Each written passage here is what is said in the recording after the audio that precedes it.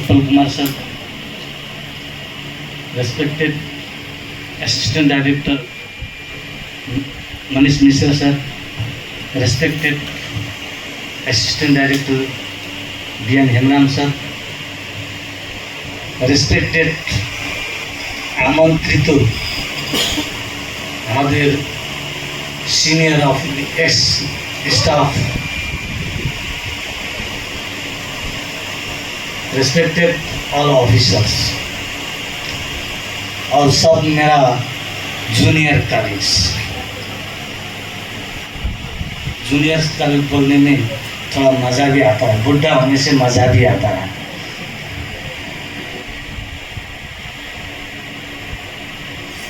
मैं सबसे पहले शुक्रिया अदा करना चाहूँगा ऊपर वाले को, आज तक तन मन से शरीर स्वस्थ है। शुक्रिया अदा करना चाहूँगा उन माता पिता को, मुझे इस धरती पर लेके आया है, मुझे पला बढ़ा के शिक्षा दे करके मुझे पढ़ाया गया है। रेस्पेक्टेड, मैं याद करना चाहूँगा उन शख्स को जिन्होंने मेरे पिताजी को इस इंस्टीट्यूट में भर्ती कराया गया, बुला बुला के। ये जो एटीएम वाले जो गेट में मेरे पिताजी खड़े थे, 1 नंबर कृष्ण बहादुर मेरे पिताजी का फ्रेंड्स थे। एक दोस्त के नाते दोस्त के साथ में मुलाकात करने आया था। कृष्ण बहादुर ये कौन है? सर मेरा दोस्त है। कहाँ नौकरी करता? मैं रायगंज फैक्ट्री में, सातरागाछी। वो प्राइवेट फैक्ट्री है, ये सेंट्रल गवर्नमेंट का है। नौकरी करना चाहोगे क्या? जी करना चाहूँगा। कृष्ण बहादुर इसको मेरे चैम्बर में लेके आओ। उसी दिन उसी छेड़ में संग ज्वाइनिंग, उन डायरेक्टर को याद करना चाहूँगा। मेरा पिताजी को ज्वाइन नहीं कर दिया होता तो आज मैं भी यहाँ नहीं होते। पिताजी नौकरी में लगे, हम लोग जन्म लिए, पले पढ़े, शिक्षा लिया। नेपाल की एक कोने गांव में ना यातायात ना कुछ सुविधा, वहीं पर बसवास थी। जो जहाँ जन्म लिया वो वहाँ पे वहीं पर रमेगा। शहर में जन्म ले तो शहर में, गांव में जन्म ले तो गांव में। ना मेरा थोड़ा सा मायने रखता है। मेरा जन्म अक्टूबर महीना में इस पावन धरती पर ऋषि मुनि महर्षि की धरती, गुणवान विद्वान की धरती, इस बंगाल की धरती में मुझे 1967 साल के अक्टूबर महीना में मेरा पिताजी ने इस धरती पर लेके आया। पहला पैर उस दिन रखा। फिर पिताजी घर में लेके गए, वहीं पर शिक्षा हासिल किया। ये नाटा साहब में माध्यमिक थे, जो हकीकत है। गुस्से से मेरे पिताजी के पास में चले आया 1983 अक्टूबर में। 6 महीना रहा, फिर गांव चला गया। फिर 31 अक्टूबर 1984 को फिर मैं हावड़ा स्टेशन में जब आया, तब वहाँ पर सारा चीज़ बंद। उस दिन भारत माता इंदिरा गांधी का गोली लगा था, सारा बंद हो गया। मैं कहाँ जाऊँ, कैसे आऊँ, अकेला था। वहाँ से आए, सब पूरा बंद। वो भी सिलगुड़ी में जब आया तो वहाँ पर पकेट चोरी हो गया, पैसा गायब। बिना टिकट के हावड़ा स्टेशन में आया था। हकीकत बता रहा हूँ। हावड़ा स्टेशन में आया, पकड़ा गया, पुलिस ले गई अंदर। बोला टिकट नहीं है। क्यों नहीं है? चोरी हो गया, क्या करें? अंदर ले जाओ। वहाँ के जो सबसे बड़े साहब थे, उन्होंने बोला बात कहाँ से हो? सर मैं नेपाल से हूँ। क्या हो गया? सर पकड़ बन गया, पकड़ चोरी हो गया भाई, क्या करूँ? उनके जो लोग थे, ये नेपाली का बच्चा है, सारा नेपाली बॉर्डर में जा करके खड़े होकर के हाथ में बंदूक लेकर के खाली पेट खड़ा होकर के बैठा हुआ है तुम्हारे रक्षा के लिए। एक नेपाली का बच्चा बिना टिकट में आया तो तुम्हारा क्या किया रे भाई, छोड़ दो इसको। उन्होंने एक स्लिप लिख करके पर्चे हमको दे दिया, किसी ने बोला तो देखा मैंने। एक टीटी ने आकर के मेरे हावड़ा स्टेशन, दासनगर स्टेशन में उतार दिया, वहाँ से पैदल हट के फिर खड़ा है। दिनचर्या चलती गई। 11 नवंबर 93 को पिताजी चले गए। हमारे परिवार पे काला बादल छा गया। मेरा बड़ा भैया भी अशिक्षित है, मेरा छोटा भाई भी वैसे ही है, मैं भी माध्यमिक हूँ, संसार में कोई इनकम नहीं है, संसार चलेगा कैसे। पिताजी गुजरने का 19 दिन के बाद इसी इंस्टीट्यूट में आया। उसी टाइम में डायरेक्टर थे एन महाराजन साहब। कंडोलेंस मीटिंग हुई। उस दिन नौकरी देने के वादा तो बहुत हुआ, वादा ही रह गया। एक बंदा ने तो बोला था मैं ब्राह्मण का लड़का हूँ और इसका नौकरी नहीं दिया तो मेरे गला में पैसे है, पैसे निकाल फेंक दूंगा। दूसरे महीना में, दिसंबर महीना में एन महाराजन साहब ने नौकरी देने के बाद की यहाँ ज्वाइन करा के त्रिपुरा में भर्ती करा देने। वही जो बंदा कंधे में जनाई है, पैसा है, वही बंदा जाकर के उनको टोक दिया, नहीं होगा ऐसा, ये नियम के बाहर है, नहीं मिलेगा हमको। खन गया। करते करते 5 साल बैठने को 98 वो जो ज्वाइनिंग करने के लिए उनको याद करना चाहूँगा मिस्टर बीबी गुप्ता साहब को। उन्होंने बहुत कष्ट करके मेरे प्रति और मेरे परिवार के प्रति दया माया करके था बोल करके उन्होंने क्या बोला, इनको ज्वाइनिंग देना पड़ेगा। आज एक बंदा आए, हम बुलाया था, उनकी भी बहुत बड़ी प्रतिभा थी। RK बहादुर का भी बहुत बड़ा प्रतिभा था, दिल बहादुर का भी था। उन शख्सों को मैं याद करना चाहूँगा आज इस स्टेज से। ज्वाइन करने के पहले बहुत लोगों ने बहुत तरीके से तरफ से बहुत हर कमल से उनको मुझे सहायता। 21 अगस्त 1998 रात को 6 बजे, पौने 6 बजे शाम को मुझे अपॉइंटमेंट मिला। अपॉइंटमेंट लेकर के वहाँ पर तो वो मुझे सिक्योरिटी के खाता में साइन कराएगा नाइट ड्यूटी के लिए। जैसे मैं वहाँ जा कर के खाता में शुरू हो गया, वो शब्द नहीं बोलना चाहूँगा, वो एक नेपाली झूठ लो बीच में एक शब्द है।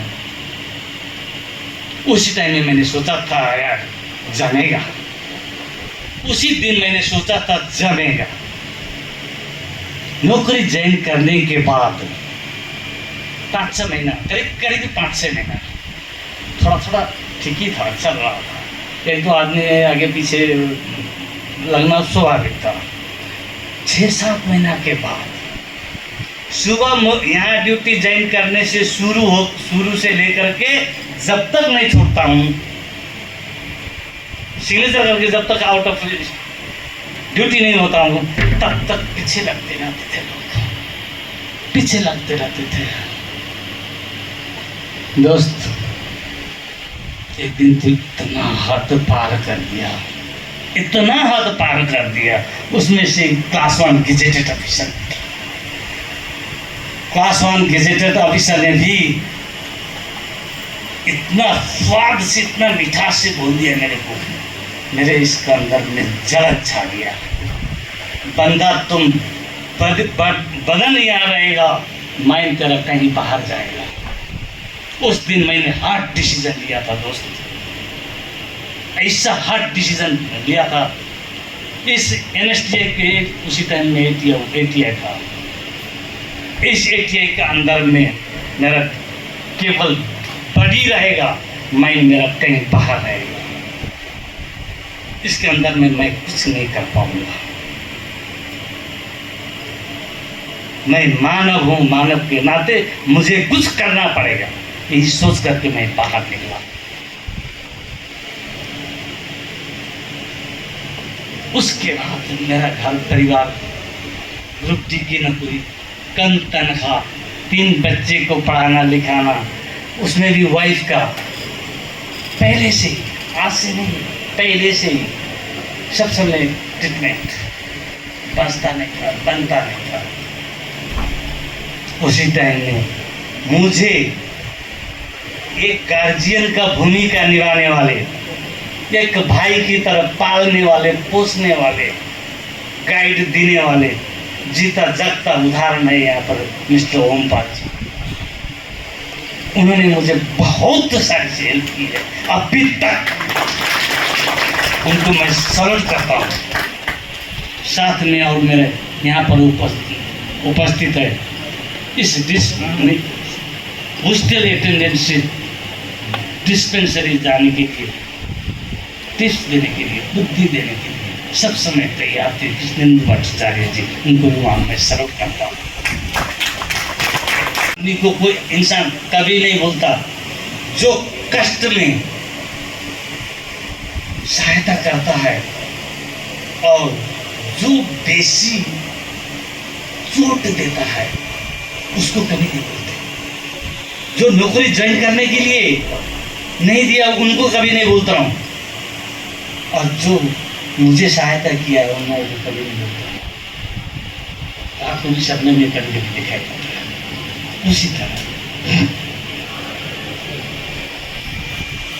इस तरीके से करते जब मैंने बाहर डिसीजन लिया, मैं नेपाल से आया हुआ आदमी, यहाँ कहीं पहचानता नहीं, किसी को पहचानता नहीं है। मैं कहा बाहर तो जाएंगे, डिसीजन ले लिया, जाऊँ तो जाऊँ कहाँ। नेपाली एसोसिएशन तक मैं उसके अंदर में चला गया। मुझे भली भांति मालूम थी साउथ एशिया की पॉलिटिकल हिस्ट्री टोटली। रशिया का भी मालूम था, चाइना का भी मालूम था। पॉलिटिकल हिस्ट्री मुझे बहुत पहले से, बचपन से मालूम, पढ़ता था। माओ सेतुंग की किताब पढ़ते थे, लेनिन की किताब पढ़ते थे, कार्ल मार्क्स की किताब पढ़ते थे, महात्मा गांधी की जीवनी पढ़ते थे, अब्राहम लिंकन की जीवनी 7वीं कक्षा से वो पढ़ा करते थे। वो जुटाते थे मेरा भैया। जैसे नेपाली एसोसिएशन में ढूंढा, वहाँ जाकर के शायद क्या क्या बोला मुझे नहीं मालूम, अभी नहीं बोल सकता। बोलने के बाद में उन्होंने मुझे नहीं छोड़ा। 6 महीने के बाद में आप इस बात में आ जाओ, मुझे चयन किया गया। उसके बाद बाहर जाने का मौका मिलना शुरू हुआ। एक दिन मैं साइंस सिटी ऑडिटोरियम हॉल में गया, वहाँ एक कविता सुना, एक कहानी सुना, धीरू भाई अंबानी का कहानी। धीरू भाई अंबानी पेट्रोल पंप में पेट्रोल दिया करते थे। उनकी जो तनख्वाह मिलती थी वो तनख्वाह लेकर के 5 स्टार होटल में चाय पीने जाता था। क्यों? वहाँ पर बड़े बड़े बिजनेसमैन आते हैं, बड़े बड़े विजन वाले आदमी आते हैं, वहाँ से उनकी विचार सुनने के लिए वो वहाँ पर जाते थे। एक बिजनेसमैन की मुख से निकला, आगामी दिन पेट्रोलियम कंट्री होने वाला है भारतवर्ष। उसका दिमाग में हालात अथवा में वो आकर के सीधा अपना जितना जाए जाप गायना गुना जो था सब बंद रख करके वो पेट्रोलियम का उसमें बिजनेस में लगा। एक पेट्रोल गाड़ी में भरने वाला आदमी आज धीरू भाई अंबानी, उनका बेटा भारतवर्ष में टॉप रिचमैन है। वो विजन लेकर के वो आया था। उसको वो कहानी सुनने के बाद मेरा भी दिल में धक्का लगा दोस्त, इतना जोर धक्का लगा। वो धक्का हम सहन नहीं कर सके, हम चुप नहीं बैठ सके। मेरा घर में बहुत सारी समस्याएं थी। समस्या होते हुए भी मुझे कुछ करना पड़ेगा। जानते हो, ये टोपी और ये टाई एक बैग में डाल करके नहीं जाया करते थे। पहन के जाऊं तो ये मेरे सामने में बहुत सारे मेरे दोस्त हैं, जैसे देखा हो गया हाँ हुई, आराम से लगा करते थे। इतना लगा दोस्त। एक दिन आकर के मैं हॉस्टल के चेयर में बैठा, बेंच में बैठा, मच्छर काटा बोल करके पैर ऊपर उठा तो मेरा सब टिका गया, संग जंगल में चला गया। हकीकत बता, चटी चला गया जंगल में। ব্যাঙের সঙ্গে সম্বন্ধ করতে চলে গেছে চটি।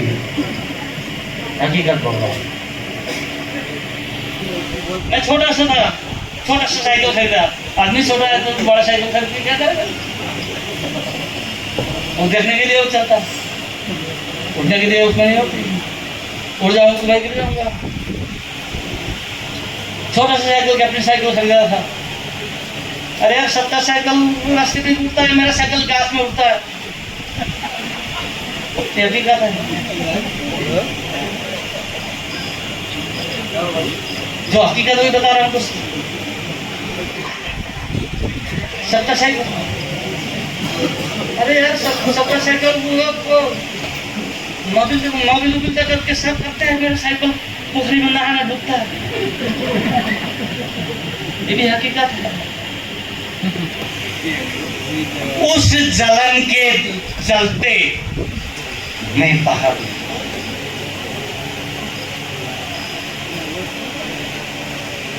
निकलते दोस्त नेपाली जनसंपर्क समिति के जनरल सेक्रेटरी बनने को मौका मिला,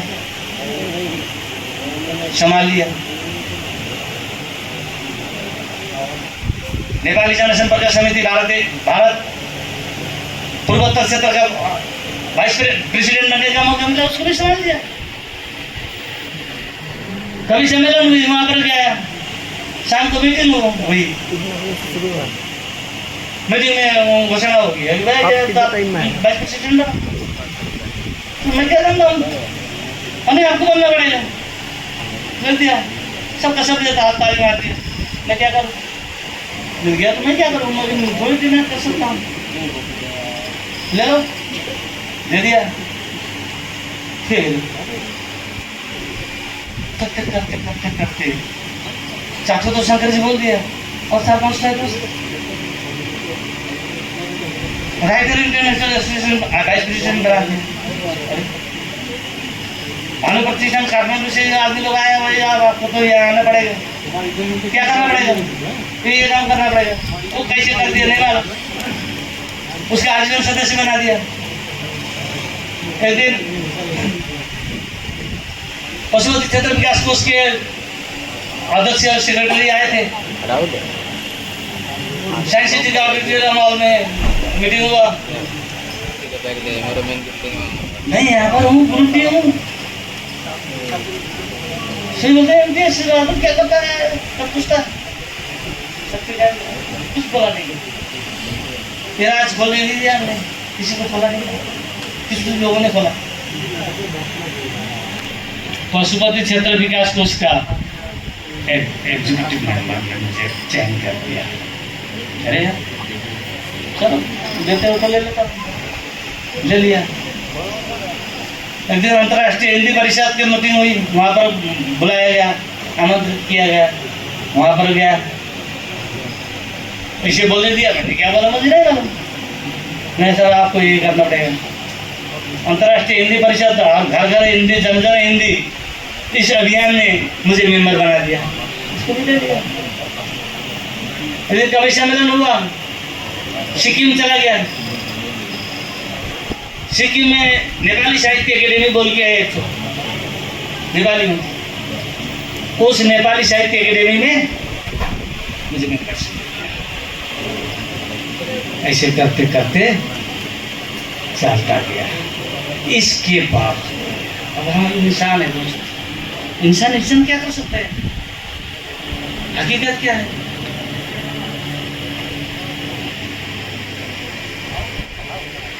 हकीकत क्या है? चोर की खांसी और संतों की दासी मुसीबत में ढाल देती है। ये हकीकत है। प्यार देने से बेटा बिगड़े, भेद देने से नारी, लोभ देने से नौकर बिगड़े, धोखा देने से यारी। ये हकीकत है।